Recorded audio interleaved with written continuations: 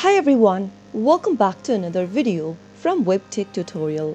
In today's episode, I'm going to be showing you how to change password on GoCardless account. The process is quite easy, so let's jump into the video. Start off by opening up a web browser. In the URL box, type in GoCardless.com and search. You will then be taken to the official website for GoCardless. Make sure to log into your account and enter your credentials for the account if necessary. Once you're signed into your account, click on the settings button at the top right corner. Click on User Settings option in the pop-up. Scroll down from the User Settings page and get to the text box where it says Change your password. Enter the new password you would like to update for your GoCardless account in the text box. Once you are done, you can double check your password by clicking on this little eye icon. Now click on Save Changes once ready and enter your current password for your GoCardless account. Click on Submit and you have successfully updated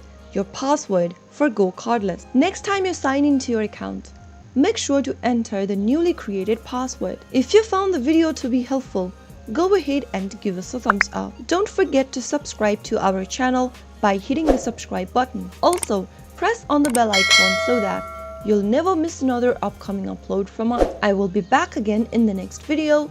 Thank you for watching.